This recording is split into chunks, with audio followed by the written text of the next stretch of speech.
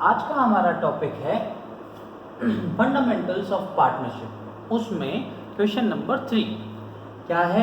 Explain features और characteristics of partnership. आज हम कैरेक्टरिस्टिक्स और फीचर्स ऑफ पार्टनरशिप पढ़ेंगे। क्या होते हैं ये फीचर्स और characteristics of partnership? Are as follows. सबसे पहला फीचर या कैरेक्टरिस्टिक होता है वो है 2 और मोर पर्सन्स। स्टूडेंट्स, ये जो फीचर्स और कैरेक्टरिस्टिक्स हैं ये कहाँ से निकाले गए हैं? ये पार्टनरशिप की डेफिनेशन से निकाले गए। पार्टनरशिप की डेफिनेशन कौन से सेक्शन में दी हुई है? सेक्शन 4 में। Section 4 of Indian Partnership Act 1932। उसमें क्या डेफिनेशन दी हुई है? Partnership is the relationship between persons who have agreed to share profits of a business carried on by all और any one of them acting for all. उसमें सबसे पहले ये जो फीचर्स और कैरेक्टरिस्टिक्स हैं, सबसे पहला फीचर होता है 2 और मोर पर्सन्स। पार्टनरशिप में सबसे पहला फीचर 2 और मोर पर्सन्स, यानी आपको पार्टनरशिप करने के लिए कम से कम 2 लोग चाहिए हैं या 2 से ज़्यादा। उनमें भी कौन कर सकता है? सभी लोग पार्टनरशिप बना सकते हैं या पार्टनर्स बन सकते हैं, पर ये लोग पार्टनर्स नहीं बन सकते। कौन से? ये 3 लोग। पहला है माइनर, कोई भी व्यक्ति जो 18 साल से कम उम्र का हो वो पार्टनर नहीं बन सकता।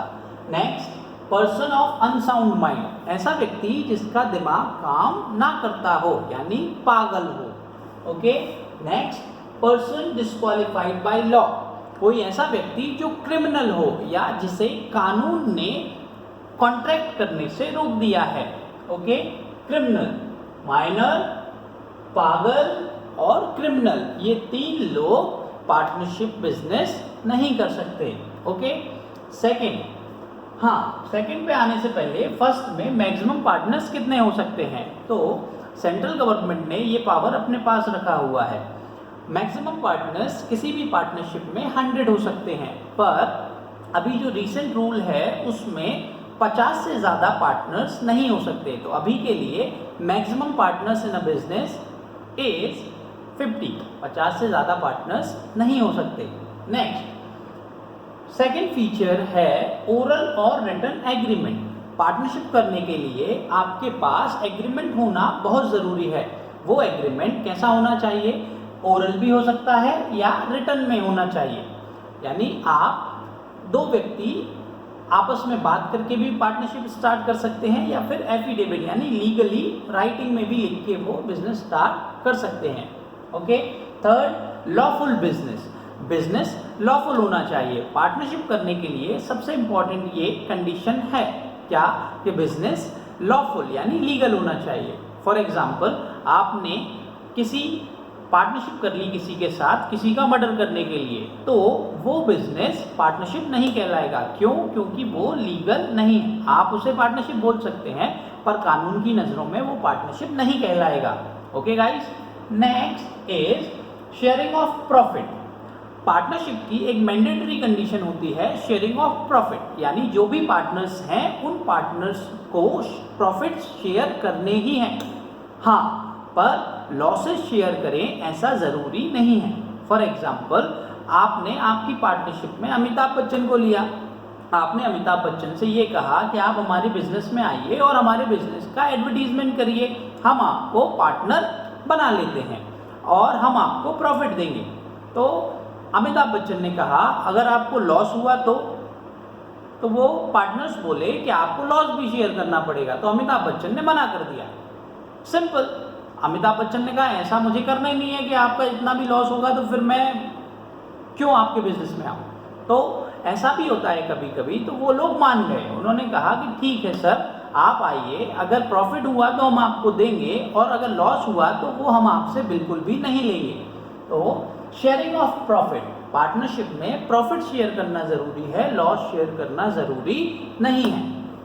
Next, business can be carried on by all और any of the partners acting for all. इसका मतलब है पार्टनरशिप में बिजनेस सभी पार्टनर्स या तो मिलके बिजनेस कर सकते हैं या फिर कोई एक पार्टनर या उनमें से कुछ पार्टनर्स भी बिजनेस कर सकते हैं। सभी को बिजनेस करना ज़रूरी नहीं है, या कोई एक भी पार्टनर सबके लिए काम कर सकता है।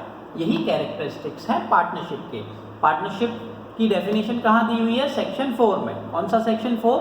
इंडियन पार्टनरशिप एक्ट 1932 का सेक्शन 4। उसकी डेफिनेशन है, पार्टनरशिप की डेफिनेशन क्या है? Partnership is the relation between persons who have agreed to share profits of a business carried on by all और any of them acting for all. उसके बाद हमने पढ़ा था नेचर, पार्टनरशिप का नेचर अगर आप देखेंगे तो नेचर को देखने के दो नज़रिए होते हैं, एक अकाउंटिंग का नज़रिया, एक लीगल नज़रिया। अकाउंटिंग के नज़रिए से पार्टनर्स और पार्टनरशिप अलग अलग होते हैं और लीगल नज़रिए में पार्टनर और पार्टनरशिप एक ही माने जाते हैं। फिर अभी जो हमारा अगला क्वेश्चन है वो है क्वेश्चन नंबर 3। वो क्या है? फीचर्स और कैरेक्टरिस्टिक्स ऑफ पार्टनरशिप। वो फीचर्स और कैरेक्टरिस्टिक्स क्या हैं? पहला है 2 और मोर पर्सन्स। पार्टनरशिप करने के लिए 2 या 2 से ज़्यादा पर्सन्स का होना ज़रूरी है, पर उनमें 3 लोग नहीं हो सकते। कौन से 3 लोग? माइनर, कोई भी बच्चा जो 18 साल से, जो भी व्यक्ति कोई जो 18 साल से कम है। हाँ, इसमें एक प्रोविज़न और आता है कि माइनर को प्रॉफिट्स के लिए एडमिट किया जाता है, ये हम बाद में पढ़ेंगे। उसके बाद person of unsound mind. Unsound mind मतलब ऐसा व्यक्ति जो पागल है, वो पार्टनरशिप में पार्टनर नहीं बन सकता। Next, person disqualified by any law. ऐसा व्यक्ति जिसे कानून ने ये कहा है कि आप पार्टनर नहीं बन सकते क्योंकि वो क्रिमिनल होगा। नेक्स्ट है ओरल और रिटन एग्रीमेंट। पार्टनरशिप में ये एक एसेंशियल फीचर है कि आपको एग्रीमेंट करना पड़ेगा। वो एग्रीमेंट या तो ओरली आप कर सकते हैं, यानी कि मौखिक समझौता, या फिर राइटिंग में आप कर सकते हैं। ओके। थर्ड है लॉफुल बिजनेस। आपका जो बिजनेस है वो लीगल होना चाहिए, तभी आपकी पार्टनरशिप वैलिड होगी, और एल्स पार्टनरशिप को वैलिड नहीं माना जाएगा। Next, sharing of profit. आपको पार्टनर्स को पार्टनरशिप के प्रॉफिट्स बांटने हैं, लॉसेस बांटे ऐसा ज़रूरी नहीं है। अगला है बिजनेस को या तो सब लोग मिलके कर सकते हैं या फिर कोई एक भी सबके लिए कर सकता है, कोई एक या कुछ लोग उनमें से मिलके बिजनेस कर सकते हैं। Okay guys, clear? Thank you so much, have a great day, bye.